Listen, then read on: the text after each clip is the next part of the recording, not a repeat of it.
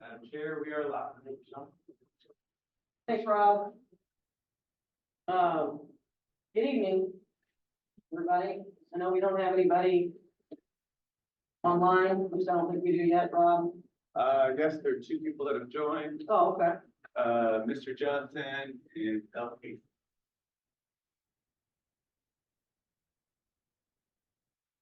All right. We're just doing a sign up sheet right now. So a couple of things tonight. You got the agenda in front of you. And, you know, we had, or I had some emails from, oh, okay. Like committee members? Okay. Oh, hang on a second. Thanks, Jeremy.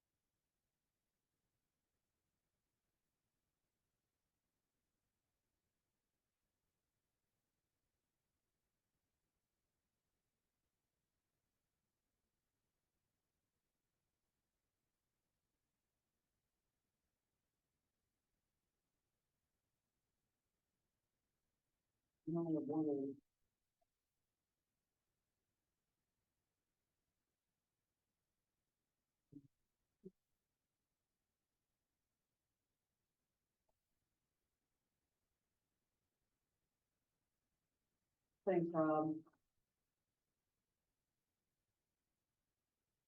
All right, we'll go ahead and get started and folks can trickle in as they trickle in, but I do want, we've got a couple of new faces tonight, not necessarily committee member faces, but we've got a couple of executive management faces in tonight and some staff. So if you guys could introduce yourselves, I would appreciate that, Mr. Nelson. Well, my name is Carlos Diaz. I'm the development coordinator here at the Board of Education. I'm Scott Paulson, I'm the tree guy for DPU. Rash? I am Jeremy Ash, the Chief Operating Officer of BP. I have some handouts that I think cover the presentations and the topics tonight. Madam Chair, Melissa Adams has also joined remotely. Does any of the people who are remotely joining, do have to go to speak? Sure, yeah, absolutely. You want me to enable it for all of them? I'm sorry, Do you want me to enable it for all of them? please, yes. Mhm. If it enables, they will have to hit *6 to unmute. I don't know if you all heard that, but those of you guys who joined via Zoom, you'll have to hit *6 to interact. Can you guys, whoever has joined us via Zoom tonight, can you identify yourselves for us, please, for the committee?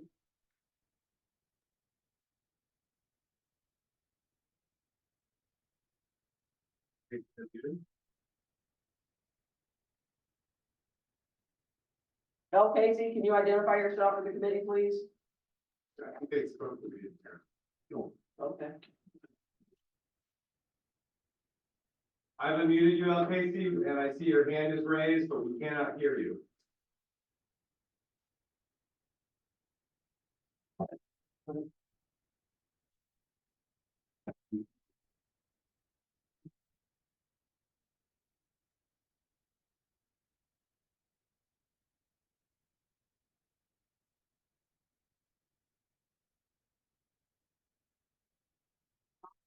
We're gonna have to.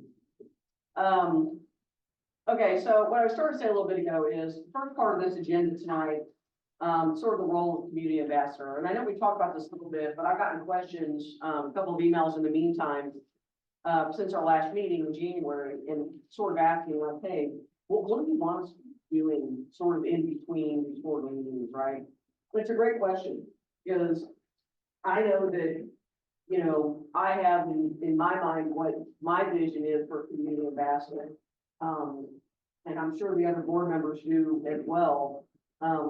but I also want to get your input back on what you guys think you can and perhaps should be doing, right? And so, I'm just gonna start and say that, you know, my vision is that, you know, when you guys attend neighborhood meetings or, you know, any other community events, right? I mean, I know that the UG puts on a whole heck of a lot of, events. I think Dot Talks is going on right now, you know, talking a little bit about the budget and some things like that. You know, invariably VP does come up. And, you know, I hope that you guys are, not, embarrassed or ashamed to wear your community ambassador sign out there, you know, in the community. You know, but what we're wanting is for this group to bring the issues you're hearing out in the community at these events, no matter what the event is, whether it's a neighborhood group meeting, you know, shoot, an ice cream social, whatever it is, because again, people invariably talk about BPU and the problems that they have with BPU. And we talked about some of those before. And so my vision is that we have you guys, you know, sort of keep your ear to the ground, listen, identify yourself, say, hey, I'm part of this community ambassador committee that BPU has formed. And, you know, part of my role is to hear concerns that, you know, our residents have and to bring them back to this committee to see if we need to, if there's anything this committee can do from a policy perspective, bring them back to BPU staff, you know, and have staff work through some of these things. And so that's my vision. And I would invite Stevie and Mary to, you know, obviously offer your guys' vision as well. And then other, you know, committee members, if you guys want to offer your vision from your perspective as well, that'd be great. I was trying to think about this today, and I think the main thing that we get here almost every meeting is somebody that's having trouble with their bill. And so I would hope that all of you who are representing us would know where to find on the website, the places you can go to get help to pay your bill. And I think there's 11 different agencies and is it 11? I believe so. And just have that information when you hear that someone's, you know, in need of that. Having that information right at your fingertips or telling them or helping them find it on our website or other places. But that's the biggest, I think, complaint that we hear. So I would, you know, want all of you to have that information readily available to anybody that approaches you. I know, I can look at my notes here. And probably customer service issues kind of go along with that. And they've been trying to form meetings. You can call in for a meeting if you're having really a lot of trouble and meet one-on-one since the lobby's not open with somebody from customer service. And they're doing those in a kind of short time frame right now, but I think that may expand to times when people who are working could make an appointment. That was brought up that they would hope that that would happen. So those two things are what I hear the most, and I think being able to direct people for help with that is good information. Okay, Stevie, I'm sorry, I didn't mean to take up your time. no problem. I just want to reiterate, same thing Rose was saying. Share what you hear in the community, but also let them know where we are. We're still investigating, but we need to hear from the community as far as, because the lobby is open, but it's not, you know, like I said, short hours during the day. And if that's not meeting the needs of the community, we need to hear from the community in that regard so that we can make adjustments according to what the needs are. But if there's, but as they said, the squeaky wheel gets the grease. It's very important that the community speaks and that we have those concerns voiced so that we can make those adjustments as necessary. So that's what customer service,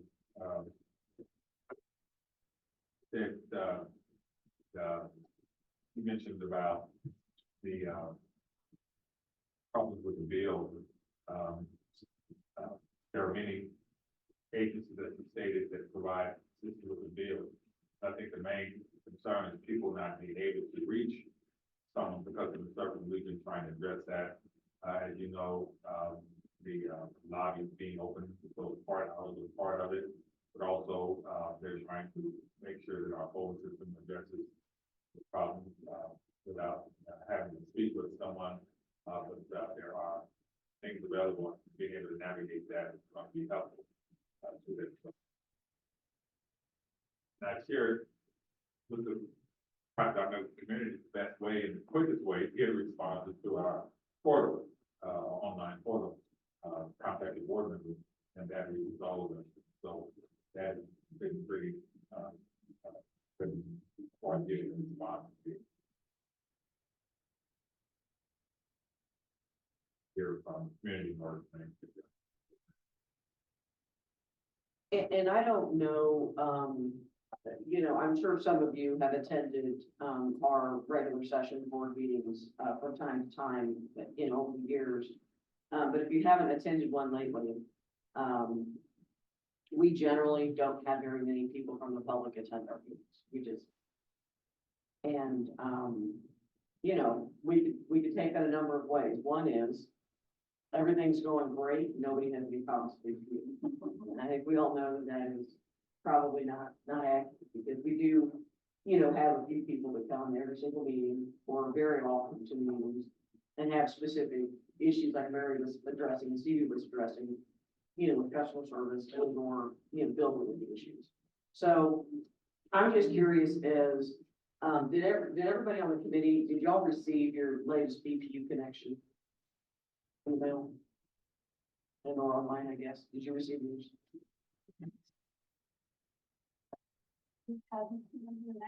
Usually they're sending you back. Yeah, found out. And I did, well, so I wondered, we'll make sure you get one. But what I wondered is if folks noticed in there was a little segment on there about sort of this, this attempt to reopen the lobby, at least in some capacity. And, that information was there in the BPU connection. We talked about that before, and that particular publication is packed with information, every time it comes out. And it is an extremely good source of information for all things BPU. And so, if you do not, if you haven't paid much attention to it before, please do try to make sure you pay attention to it at this point, because it's the best source of information that you puts out on a daily basis.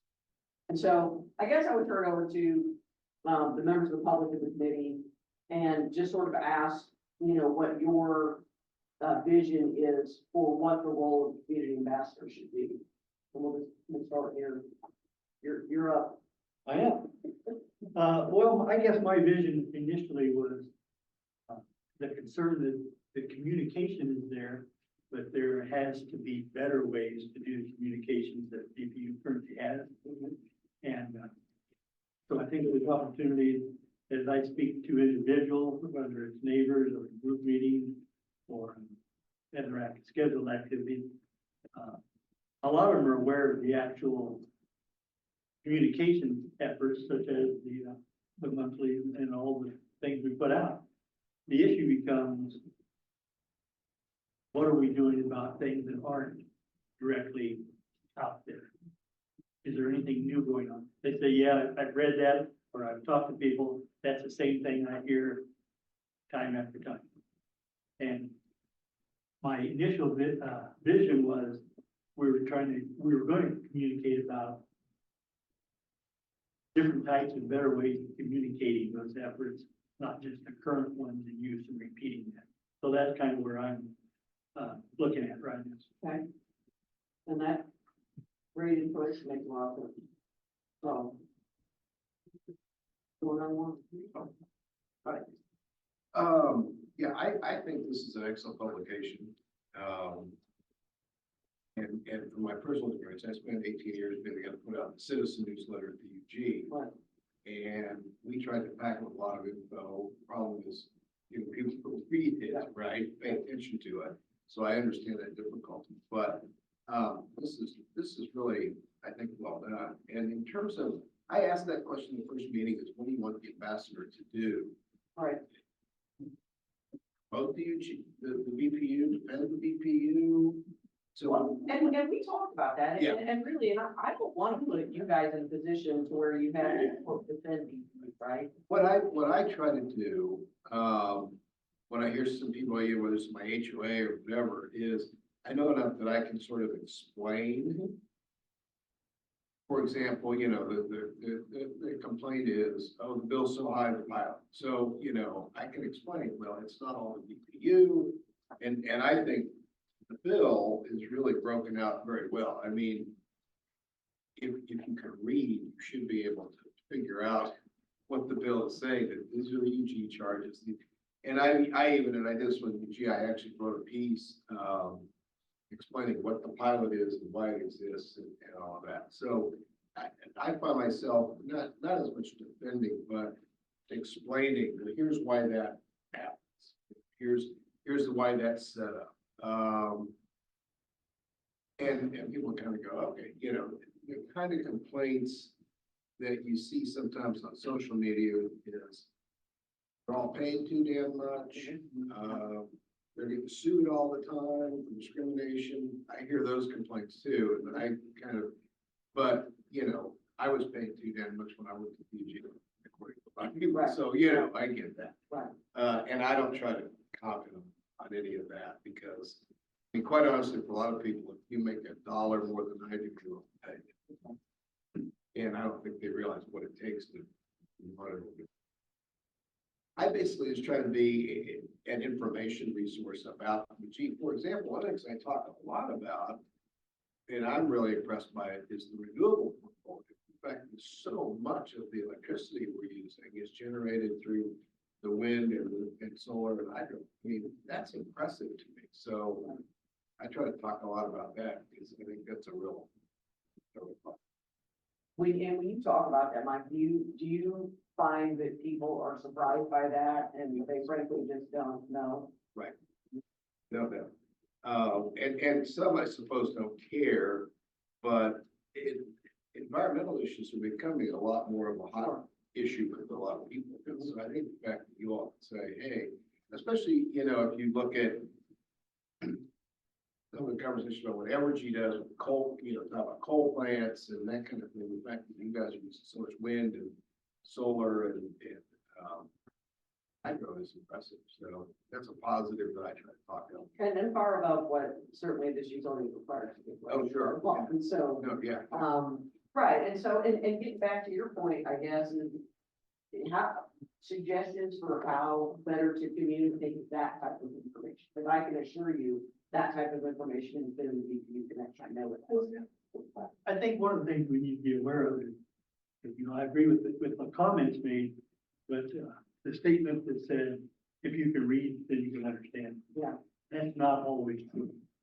And if we're going to accept just because someone can read, there's a lot of things that I read, maybe I'm the only one here. First time I read, maybe the second time, I don't understand everything that's in it. Mhm. Well, the people that wrote it sure do. But if you're not getting it across because it was written, we shouldn't be downplaying that fact. Well, this is a complex industry, so there's a Certainly. lot of complex issues. Yeah, Right. you're right. That's, And I guess my point was, you either draw pictures for us on the bill. That is. And that's fine too. That's fine too, but not everyone understands, even though it's done in colors and pictures and great graphics and everything. Some people still don't understand. I agree. And they get such particular items that they need. I mean, right, and I sit on the board, so. Yeah, so I think we need to be careful when we say, well, we send this out all the time.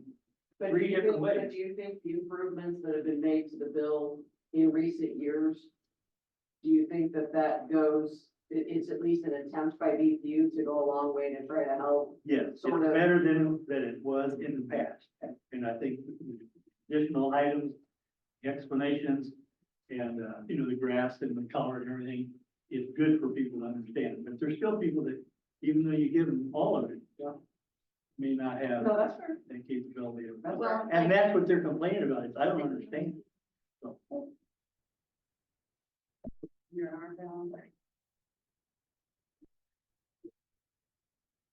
Yeah, the ERC, I mean, that's a hard concept. It is a hard concept, and I completely agree with you, and you're right, I mean, some of the concepts, some of the pieces of the puzzle, like you said, Mary, this is a complex industry. And some of these things are not, they should be understood by other persons, to be fair, right? I mean, there's something that a lot of us work around the concept all the time, and so we understand them now. That said,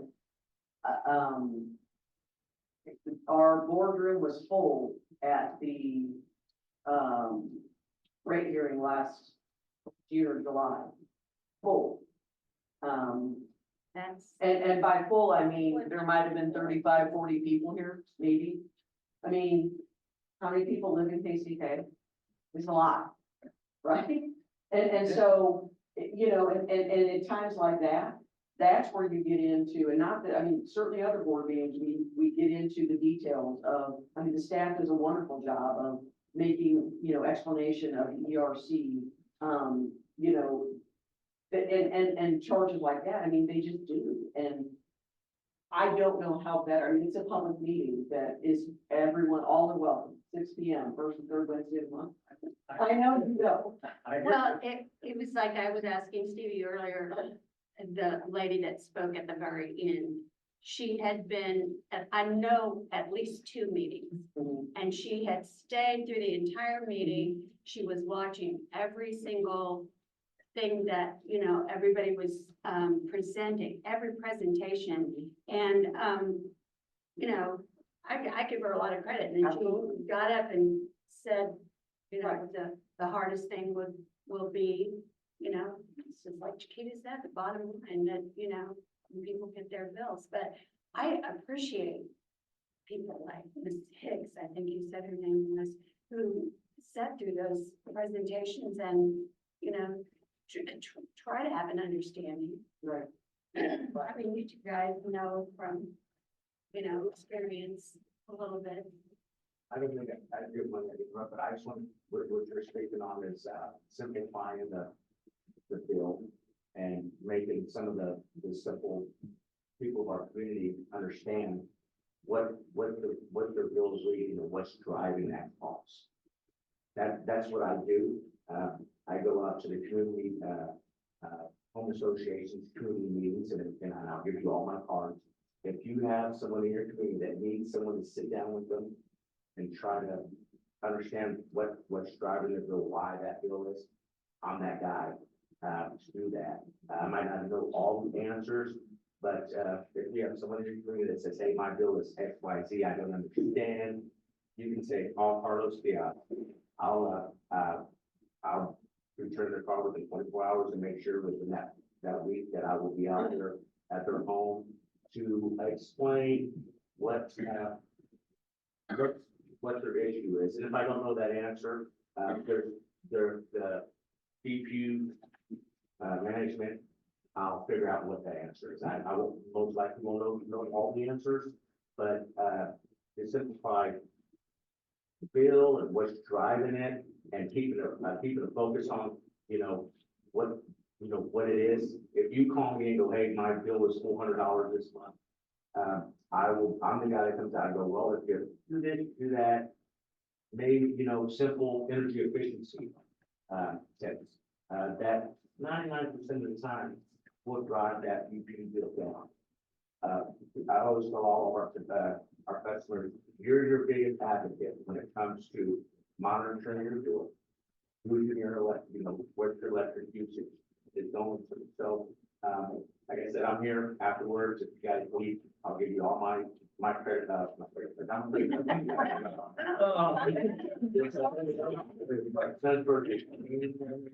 But I'll give you my business card and, for sure, I'd love to come out. If you guys have, on social groups like that, I'll come out and speak, groups or one-on-one. Thanks, Carlos, I appreciate that. You know, along the line. Again, sort of back to you, I used to do a lot of Kiwanis, Rotaries, Lions, whatever, and generally we would get asked, but I did some of that proactive too, so.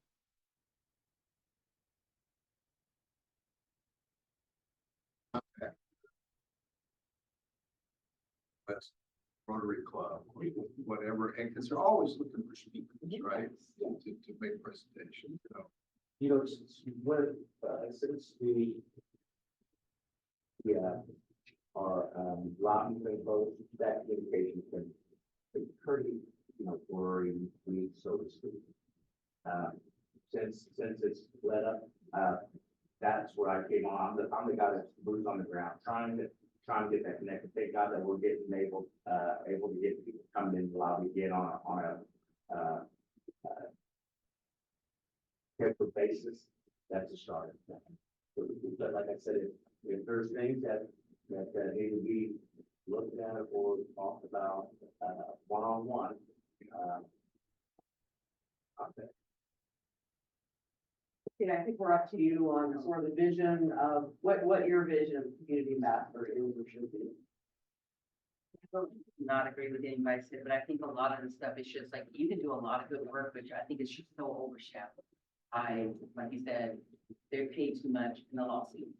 So even if you're doing good, like you said, using this energy and like I said before, I think also at the state level, that's a disjustice. I think about Missouri, they got someone constantly monitoring funding that's there. They know how to apply. They got agencies working with them. And then, like Evergy and everyone else, they know. I mean, it makes sense for them to get out and have someone within policy that they can come in and maybe it's within their lobby or, they're gonna open that up so that people are coming to them so they know that this money is there. But I love how you guys are always saying, and I'm not a native dot, I'm a transplant, but I've been here 24 years and I've been with BPU, I think pretty much most of that 24 years. Few exceptions or whatever, but I think you say these 11 agencies and I work with all of these agencies and you say that money, it's like they may be able to get those services one time. Right, whatever. So to say that these agencies exist, you're talking to a community that has close to 160,000 people. I mean, the other thing, so I think, again, and I know I mentioned that before, and I know that at the time, Bill had said that, they were having communication and everything with the state about those things. So I think that's another piece that we're really missing that Missouri has. And I can speak to that because I'm on Macklin's board and they're the ones that governs those dollars. And it's not perfect, don't get me wrong, but I guarantee you, those other agencies, those other utility companies, they are working with them to make sure that it is out here in the public and people know about that funding or whatever, because it just makes sense. There's a pile of money that's just sitting here, and so I think that's some of it too.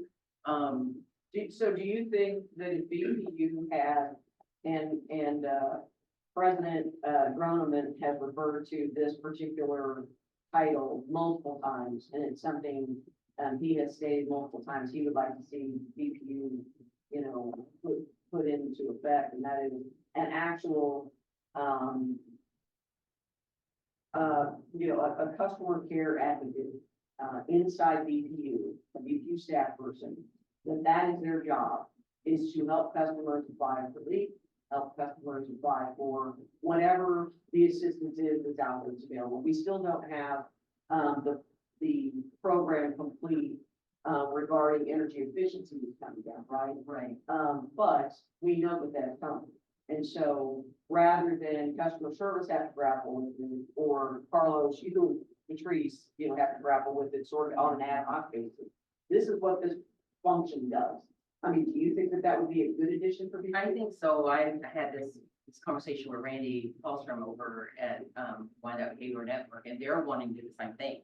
Because people are coming in for services and then they can't, they're leaving because of the time and situation, but just being able to have someone that they know that's a contact person that actually has answers, that can actually do something. And now with the lobby being closed, when I was coming in, there was a gentleman there, and he had money in his hand, but he was really struggling, and he was saying, and he was asking if this is where you pay, and I'm like, yes, this is where you pay, but other than that, and then I mentioned it to the guard out there, and he was like, I can't help him, whatever. So it's like, so that was a prime example that just happened to me 30 seconds ago, or however long, I'm just exaggerating, but when I first walked in the door, so that was something I witnessed firsthand. Right.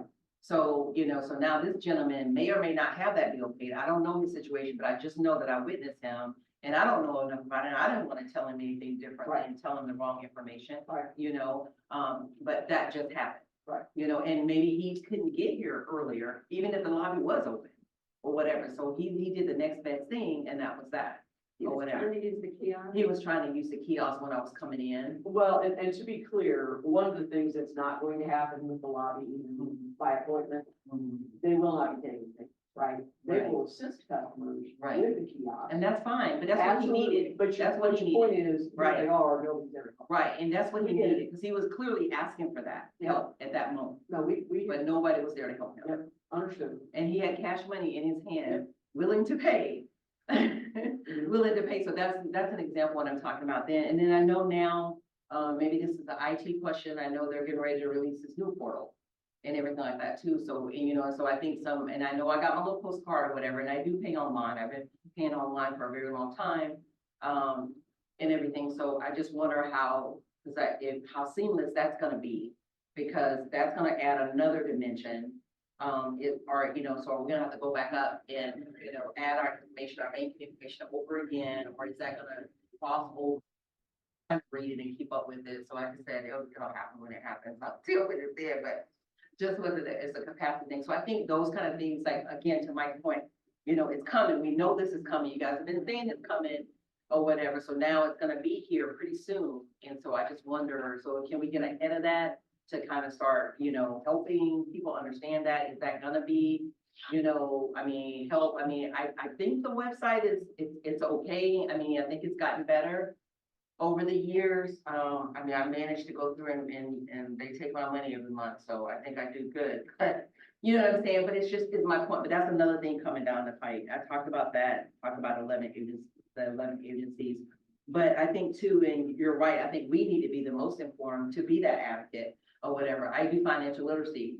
So when I would offer that, I would go on before you, now this is all nice, this nice little graphic you guys all have now. So thank you to whoever did that. But I would make a copy of that thing and I would take them in there and I'm like, and I guarantee you I would say probably less than 10% of the people actually paid attention, looked at their bill, knew how to read it. And that's why I said that. This is just from what I know and what I've dealt with. So again, it's one thing having it all there. I think it is a lot better. They kind of move some things over. But the bottom line is when you're trying to be efficient, trying to live on a budget, and then you're coming in there and those charges, I always call them the middle column. Because that's what they used to be in that little bundle right there, but when that middle column, before you turn on anything, it's already close to $100. And you're already on a budget, so that's what I'm saying, so that in trying to get past that, and that's something that I struggle with.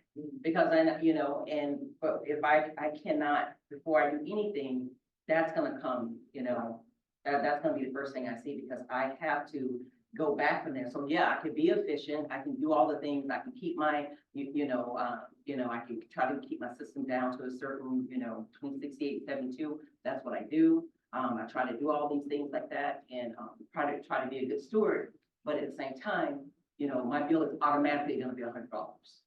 Right. And I'm somewhere in that ballpark, no matter what I do. So if I don't have $100, I don't have $100.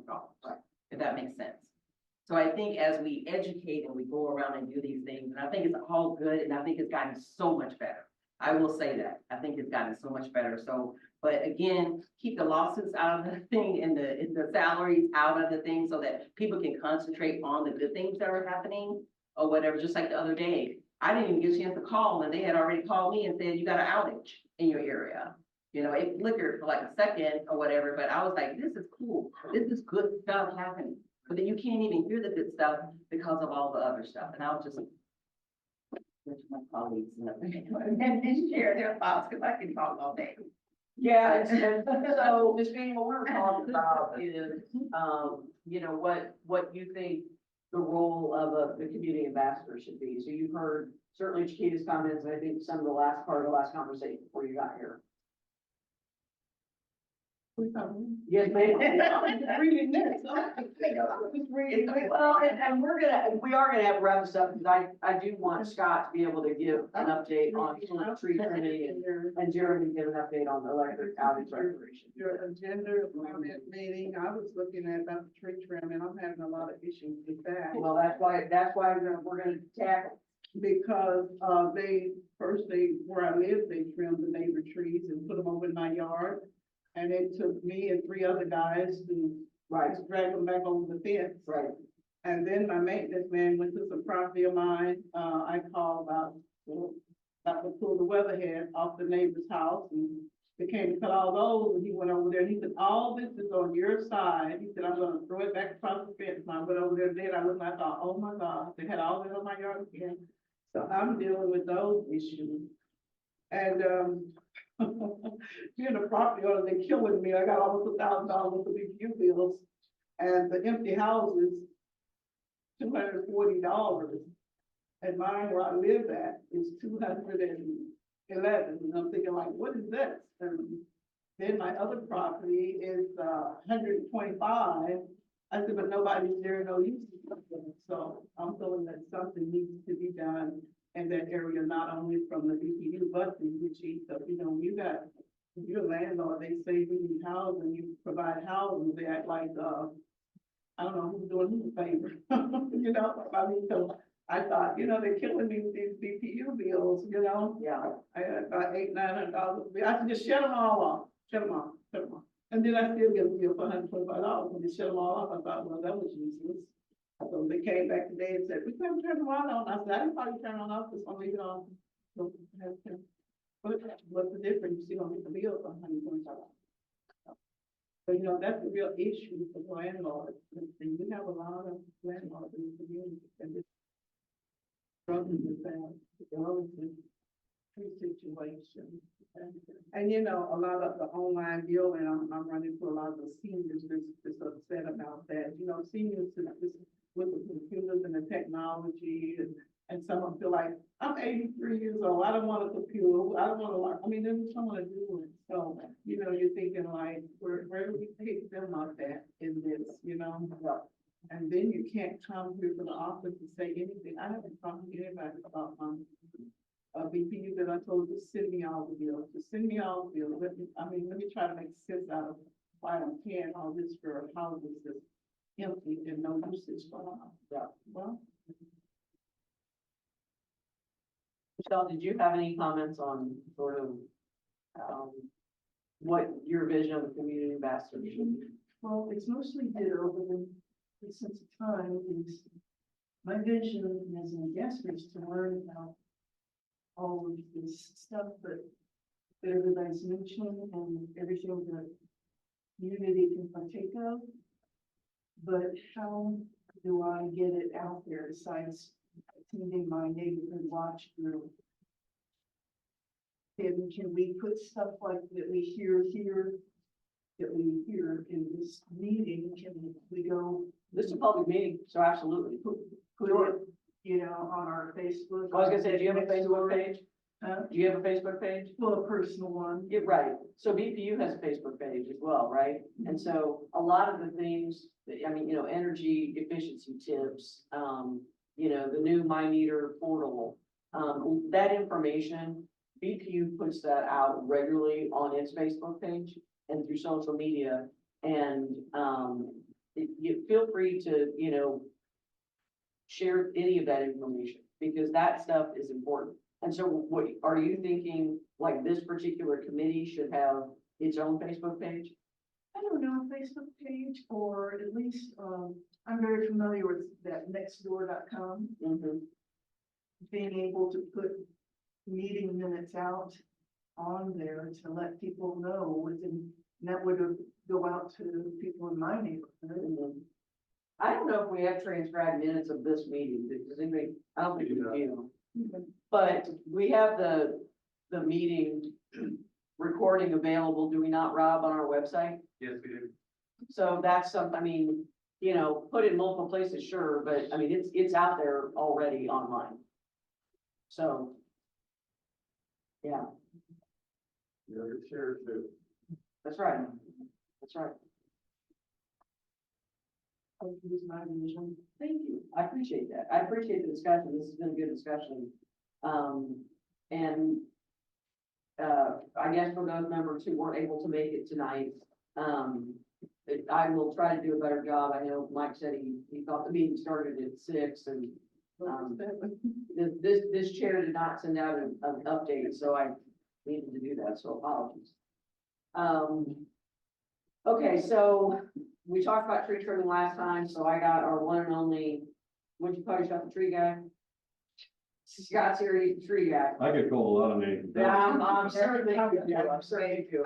You know, but two things we hear about a lot are, you know, tree removal, how does that work, how do we deal with that, and Scott's our guy, he knows, and the other thing is how come my neighborhood doesn't get, when we have an outage, how come we don't get restored faster than, well, nobody's gonna get restored faster than KU Med, is that a fair statement? Fair state. Fair statement, nobody's gonna get restored faster than KU Med, other than that.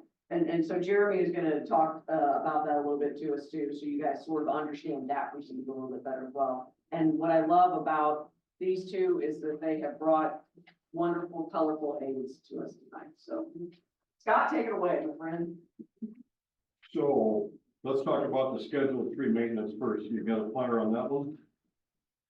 Well, scheduled tree maintenance, that's the easiest one to start with.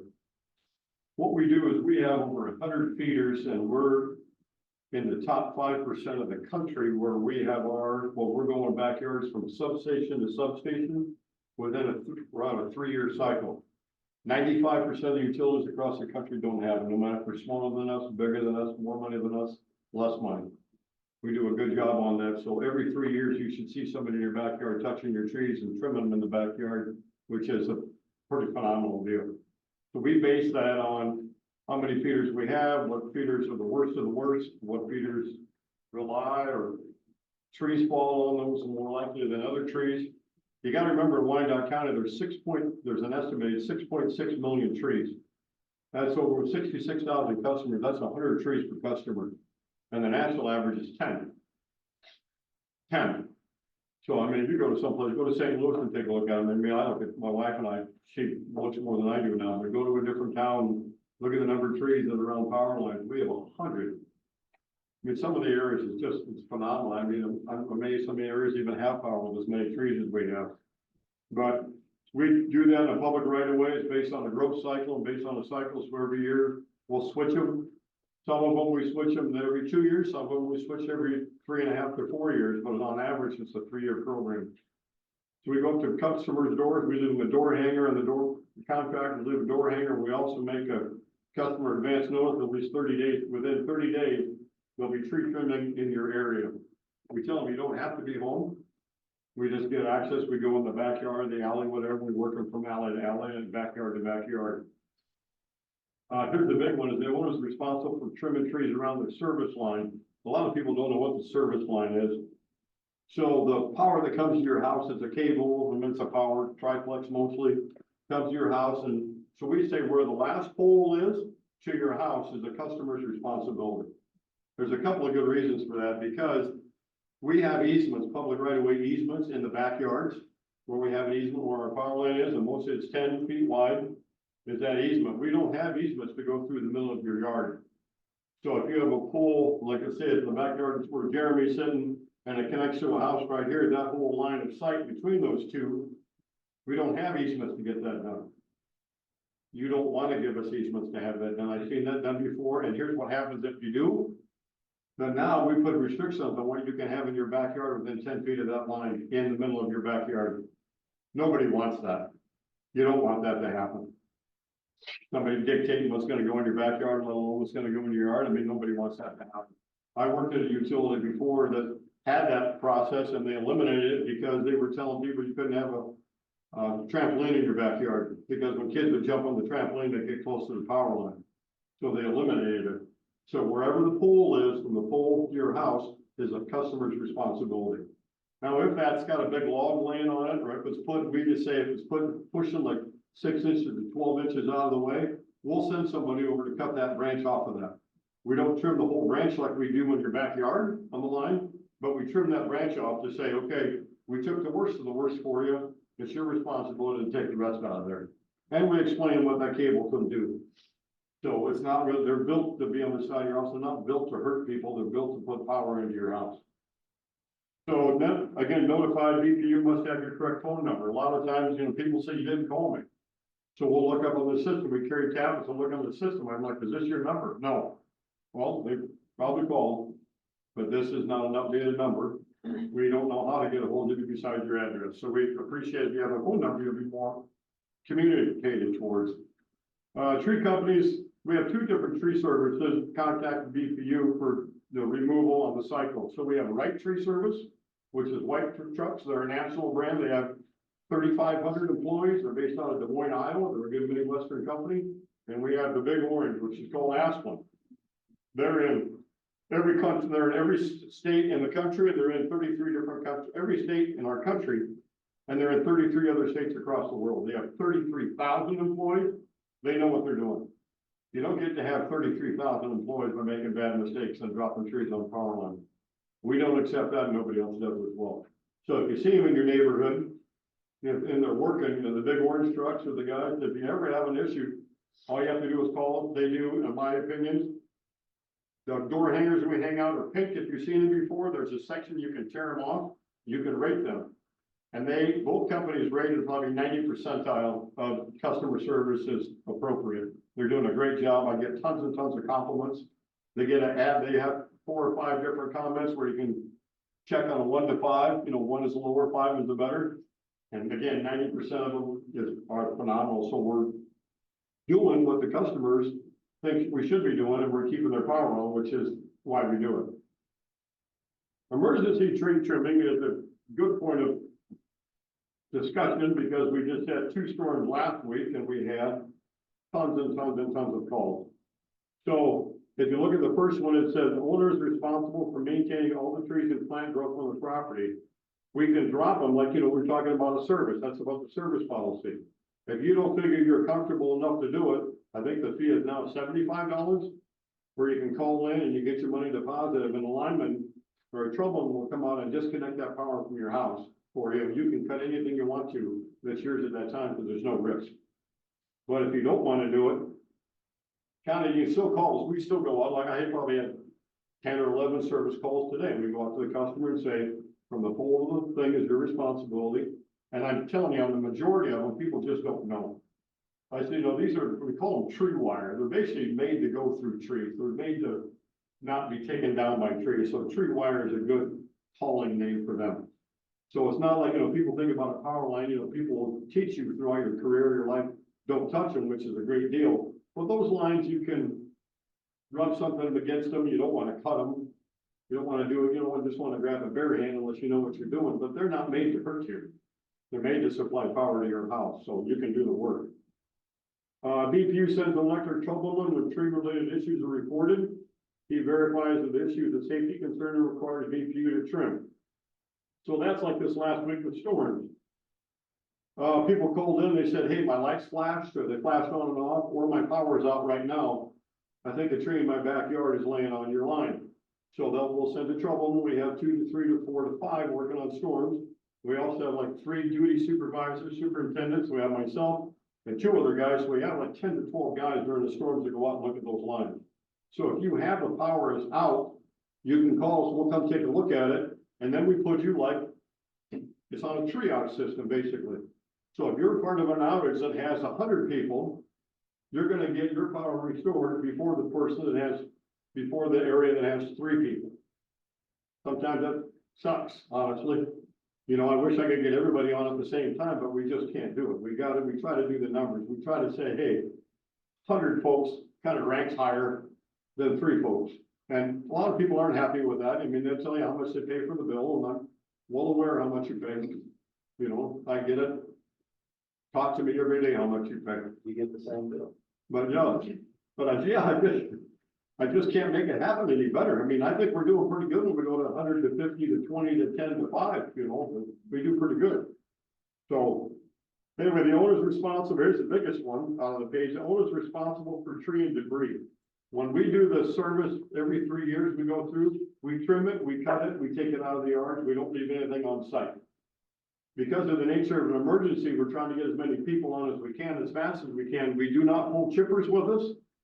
We don't do anything but go in and remove the trees on our line, so our lineman can put the line back up. It's unfortunate, because a lot of times the trees, like I went to a lady's house today, she was not happy, and she said that tree, and I asked her, I said, was that tree leaning over your yard? And she goes, yes. I said, for how many years has that tree laid over your yard? And she said, for 10 years.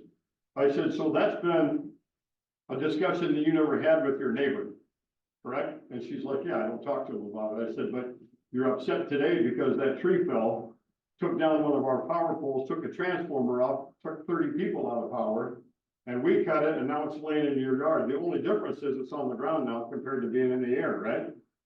And she's like, yes. I said, so you see my quandary. I can't make everybody happy at the same time. We try pretty hard to get the majority, but we can't, there's not much I can do there. We're not gonna cut in the middle of the night at 2 o'clock in the morning. I'm not gonna knock on your door and say, hey, by the way, I got 5 guys that are gonna throw everything in your backyard. We don't do that, because sometimes the fence, I mean, these guys aren't supermen. It's hard to lift a log that's this big around, that's 15 feet long. It's easy for us to cut it, get it off the pole, so we go to the next person and get their power on. Just kind of the way it is. And Jeremy will attest to it. We're not different than anybody else. I've worked at 4 different utilities across the country. I belong to a working group of professionals that do this job. Not one of them do that. So during the storm, nobody that I know picks it up. A lot of times afterwards, we'll come back and try to do the best we can. You know, obviously, when somebody calls me on the phone and says, I'm 89 years old, I'm in a wheelchair, I can't get that back in my back. I can't get it in his backyard, and the neighbor won't talk to me. We try to do our best.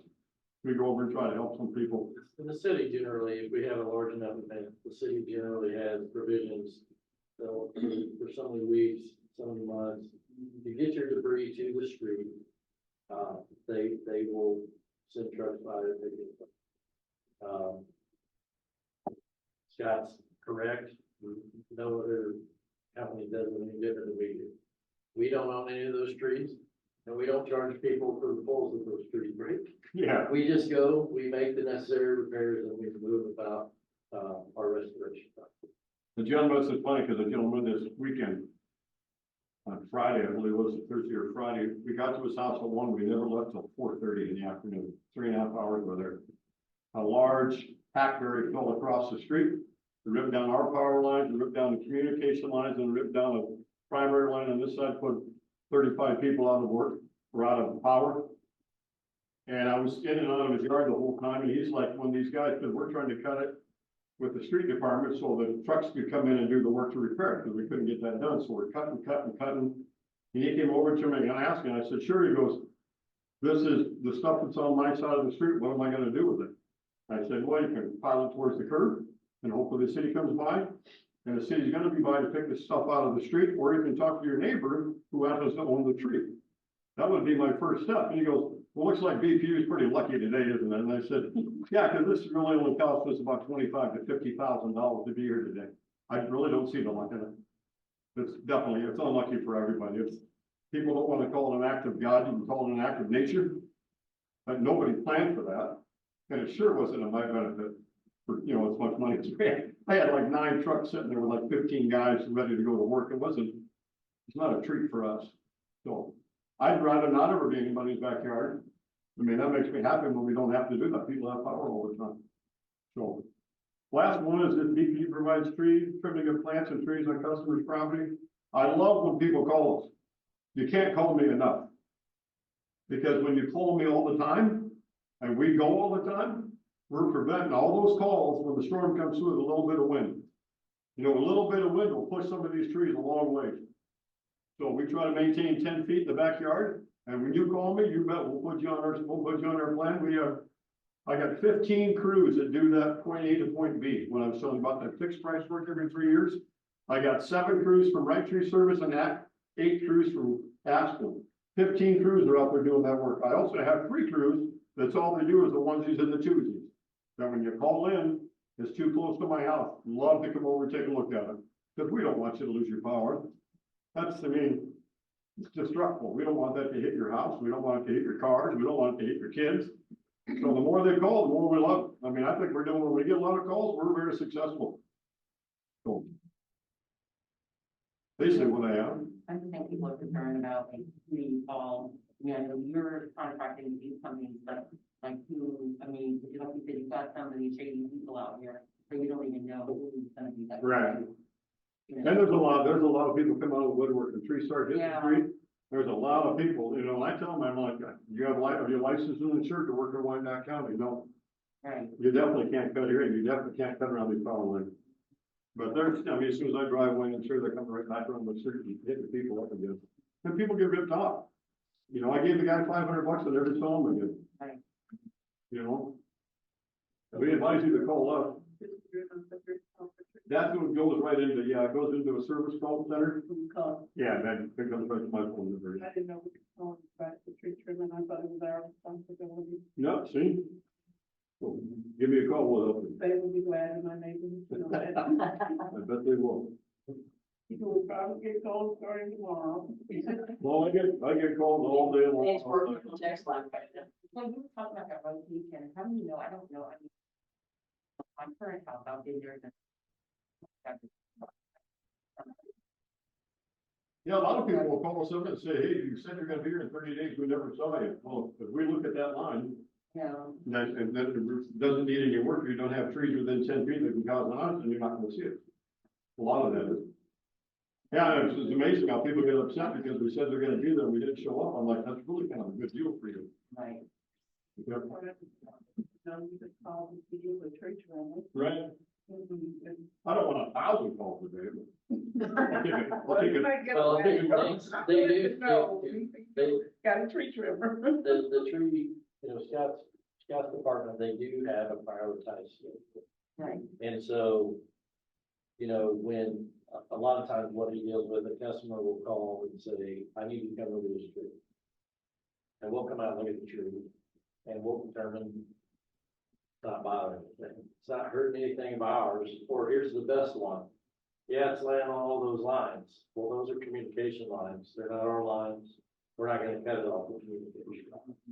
So most often, when we get into people's yards, he's probably more often than not gonna walk away with nothing to do, out of a lot of the. Right, the majority. Because of all the wires on all the poles, we're not responsible for all of them.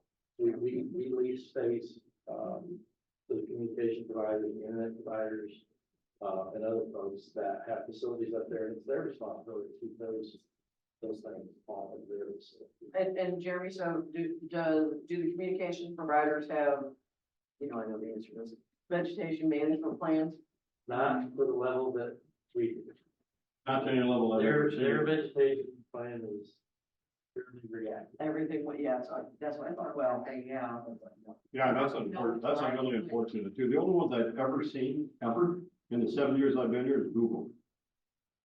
They will actually, I've seen them come out before when I called them, it's like 2 hours.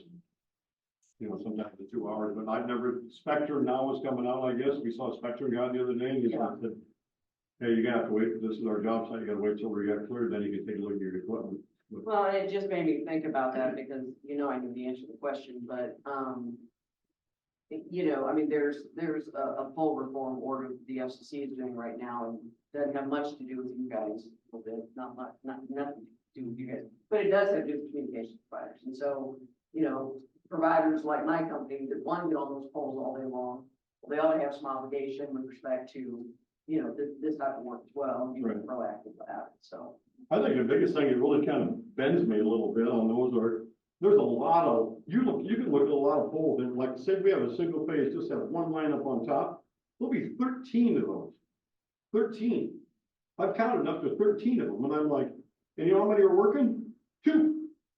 You know, the problem is they put that money into getting the bond to be able to do the work, to have the city to do it. But there's nothing, when the company goes out of business, nobody takes them down. The next company doesn't want to use that cable, so they put up another new one, then they put up another new one. And they're pretty soon, there's 13 lines on there, that's just. I mean, somebody goes, who do you call? I'm like, I can't even tell you. I can't tell you, I said, I think Spectrum's probably in there, or Google's probably in there, or AT&T might be in there. But besides that, it's a crapshoot. I mean, I've got 10 numbers, and it doesn't make too much of a difference. Well, if we got a few minutes, we'll quickly run through our outage restoration process. Scott spoke a little bit about kind of how we prioritize the triage and things, but, first and foremost, for us, when we have a large event, doesn't happen a lot. In fact, it takes a pretty substantial event to cause a problem with any of our generating facilities. And we have 4 generating facilities. We have the Harriman Power Plant, and we have a combustion turbine on site there also that operates independently. And then we have 2 combustion turbines left in service at the Glendero facility. And what's important about that is we participate in what's called the SPP power market. Southwest Power. Southwest Power Pool. And so a lot of times that generation is feeding more than just our community, right? It's going into their footprint and it's being spread across their 14 state service territory. So number one, we have some obligation there. Number 2, it's also revenue source, right? So but our generators are our most important asset, our most important asset, and so we look at those things to make sure there's no problem there.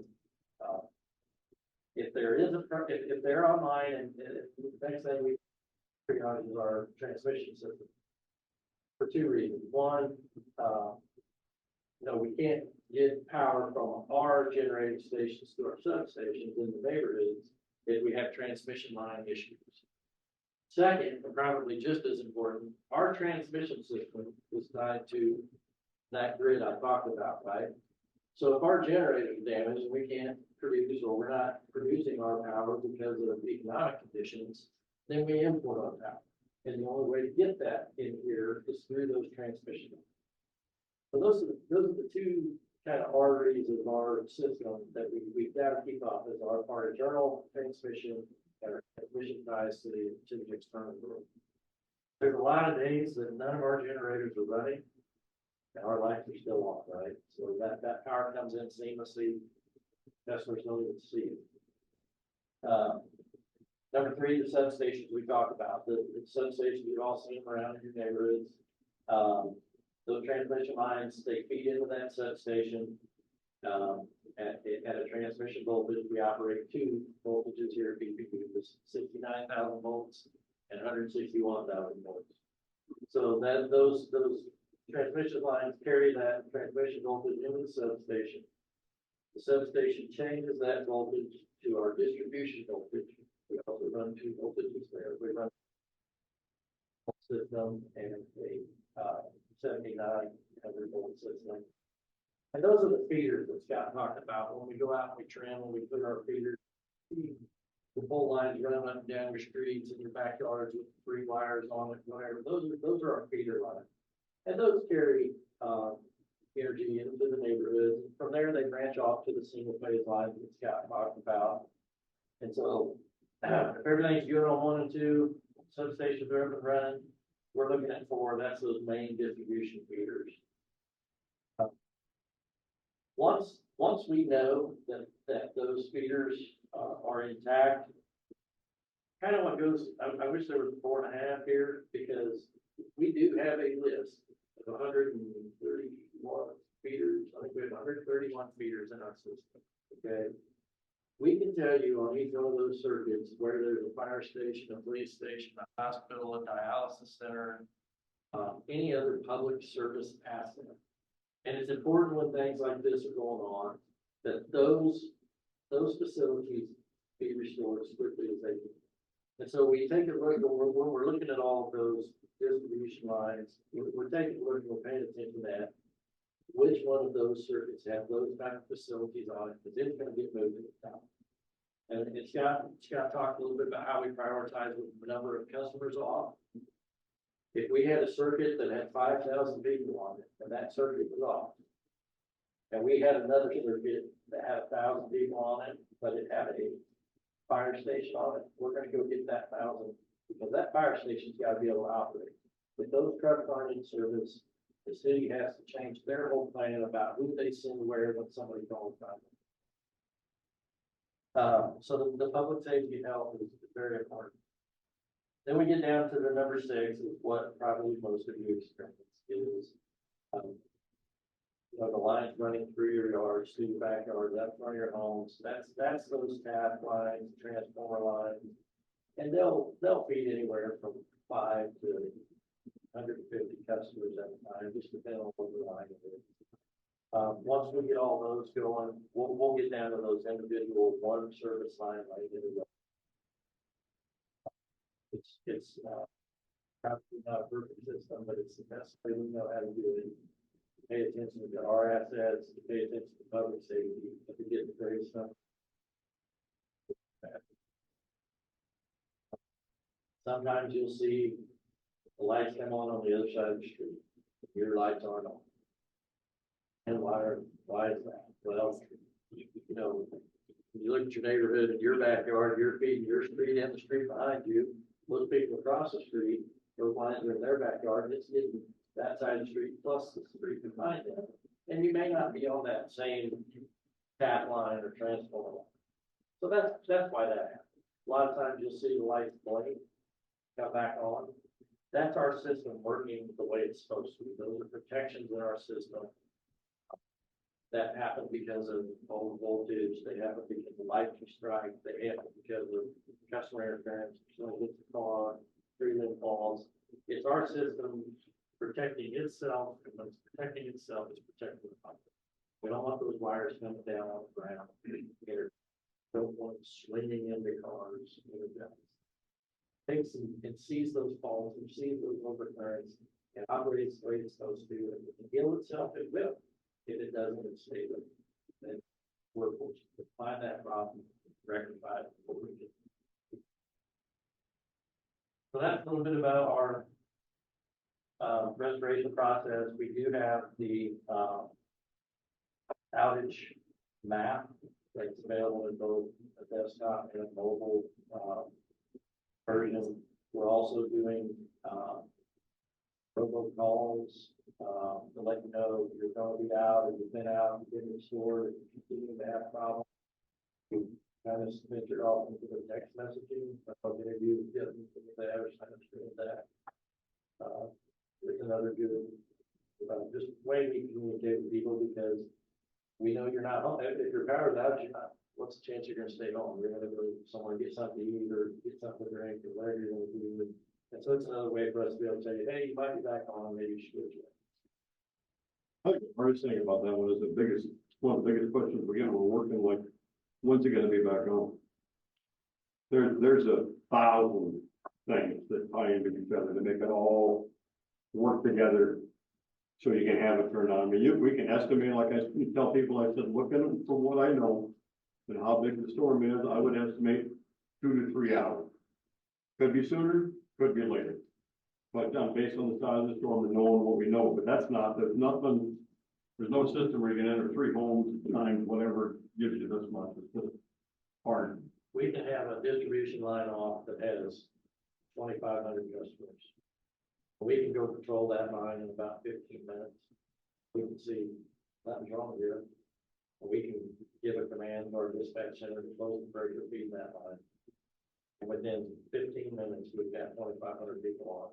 If you can have a tree across your whole your backyard, and have full broken, only feeds 4 people, it might take us 6 or 7 hours to put 4 people on. We can put 2,500 on 15 minutes. Each scenario is different. One thing I would ask of the ambassadors, probably, as I heard Rose asking you all earlier for your input, Scott kind of touched on it too.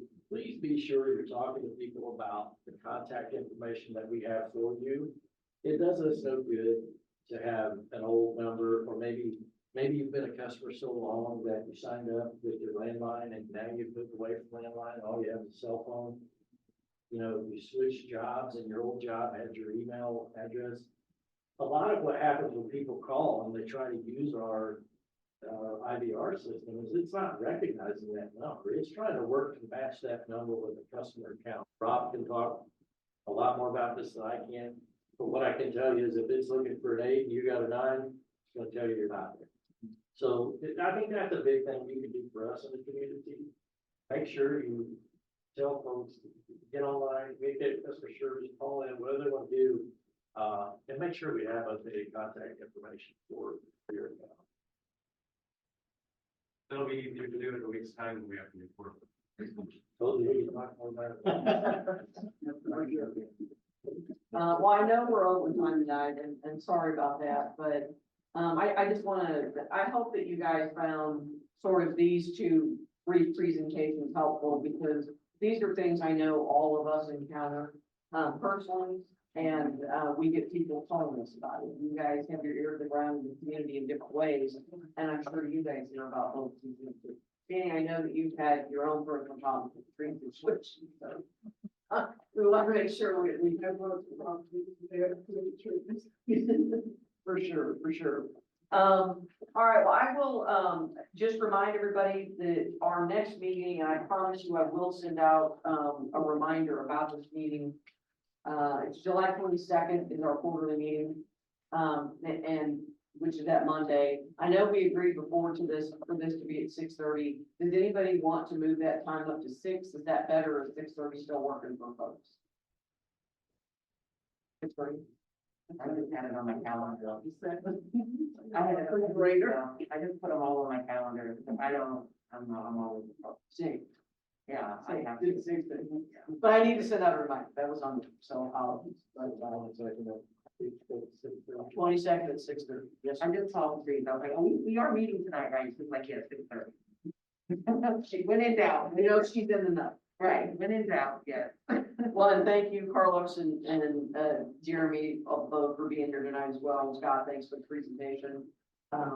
Appreciate you guys pulling this together and sharing it with the room. Quick question, have they separated the bills yet? No, ma'am. No. No, ma'am. I Like I just, here you are. Yeah, I don't clean it up. They are going to, Ooh, that- have they agreed to do that yet? And the UG agreed? Not to my knowledge. Oh, they have?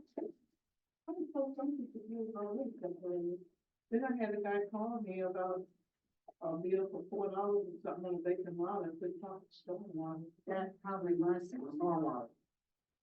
That's been a big issue. Not a big And we are talking, because I do work with a lot of them, and they do change their phone quite a bit, so we deal with that also in local services. So, what advice you just want to, I mean, because we can't even keep up with the number, so for a lot of, You know, I hate so just to, really just encourage them to, if you are changing, just, and that number just, it's gonna keep changing, because like, it's really hard for us to. they get paid to change it. So, and probably the most common one is the older accounts where the landlines have gone away. People get frustrated because they're like, I've been a customer for 27 years, and, but how many years ago did you dump your landline and you got a cell phone? We don't pay that. But, I mean, some of them, those folks that you're talking about, probably a smaller group are Yeah. 65,000, but Yeah. we get paid to do it, so they can call and we can change it. But again, like you talk about being ambassadors, whatever, I don't think that they even, that's not even on their radar. I guarantee you, that's not even on their radar. They're like, oh, they can talk, they can find me, that's fine. Yeah. No, I get it. But it's still good to know though, because I just, like you said, I mean, you want to be able to be able to help them understand that, because especially you don't want to have this happening, like you said, in a disaster situation, or you know, when you really need, yeah. Awesome. Well, thank you guys very much for coming tonight again and we'll keep keeping on, you know, some of these issues and if you guys think of anything in the meantime, you know, between here and the next meeting, always feel free to contact me at rhenry@bpu.com. My cell number's out there, like literally everywhere. Don't hesitate to use it. Just, you know, give me a call or shoot me an email and, you know, if something comes up along the way and we'll make sure we get it, at least on the agenda for next meeting. Do you think the energy efficiency plan, do you think it will happen this year? I mean, we're waiting on the state now, right? I mean, we were waiting on the feds. I think we're just waiting on the state now. So you got Laura Kelly's number? 'Cause I'll be happy to call her, right? She might answer me. She might. But yeah, I mean, that's what we're waiting on to see how they're gonna actually allocate the funds. I'm sorry? Is it coming from Laura? No, I'm sure it's coming from somebody that works for Laura Kelly. Yeah. And he's like, well, all right, well, I know it worked. Pick that thing in. It did, but I thought it moved down to the state now. I thought that's where we were at. I know, I can't keep up. I just wonder what it's gonna be different from the last time to this time, so I hope that it's handled a lot better. Well, I hope it is too, but I mean, what we're being told is it's up to $14,500 per home. That's what this is going to be. Right. And it's going to be not out of pocket, right? It's going to be somehow a payment directly to the vendor that performs the efficiency service at the home. So one of the things we've advocated for, literally sitting at a desk with legislators in both Kansas and in DC, is, listen, our community, they don't have $14,000 in their pocket to get reimbursed for. They don't have $1,400 to do the work to get reimbursed for. So to me, that's a big piece, is how do they fix the funding mechanism without having it be a reimbursement based program, because so many folks can't afford that. It doesn't do any good to come out of your house and tell you, hey man, we could knock $100 a month off the bill if you could do this, this, and this to the tune of $8,500, because then they can't do it. Right. I mean, I think it'll be good once it happens. I just know that the whole system, like I said, they came out with evaluation, and then, you know, and then the bill was over the lifetime of your BPE bill or whatever, but you got a lot of things done. People got new HVAC, they got a lot of things done, and that still was an economical way of doing it, and I like this process, but like I said, for some of our older homes, I don't know if that 14,000 is even gonna be able to do anything.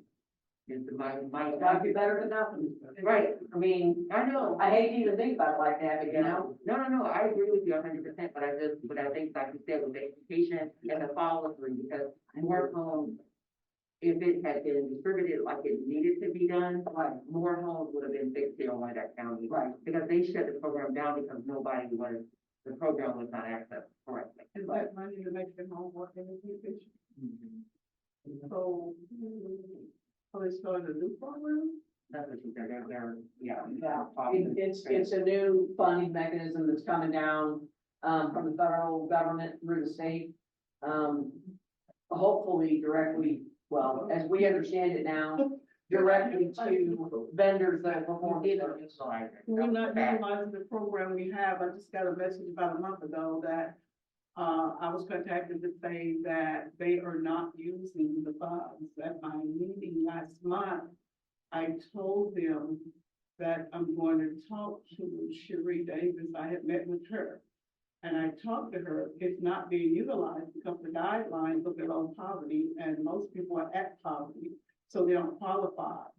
So, somebody was gonna put me in touch with somebody at BUG to talk to try to get the bar raised on that, because when I talked to Cherie almost a year ago, she said we need to raise the bar on that, because we haven't looked at that. So people are making too much, just right at the borderline to qualify. So nobody qualifies for it, that's why nobody's using it. The other program wasn't unique foundation. wasn't even income-based. Well, see, this Yeah, one that's what is, Yeah, this that one was, is through the weatherization program, Yeah. and now they even supply windows. yeah. You know, windows is very expensive, but it's bought some, so, you know, they, Yeah. but it has to really help, it has to match with the energy that they're trying to attain. So there's money there that's not being used, and, they want you to use it, that's why they sent in the message, tell the people, look, they're not using it. And they're not qualifying, so I'm working with them to try to get the bar raised so people can qualify. I think they distributed the dollars a little bit better on the community, so hopefully that education, but still those are very limited funds on what they can do. But at least it's out there. We need multiple streams of funding to be able to do it, but they are, like the Shepherd Center is involved, community development involved, I think Groundworks Energy is also involved. With those, for the weatherization, The weatherization. but that is, They, that's something. yeah, it's income based, but they do a lot. They give you the furnace, hot water heater, windows, insulate your home. They do a lot of stuff. And they even do it, if, I'm a landlord, they'll do it for my property. Yeah. For sure. All right, thanks, everybody. I appreciate it.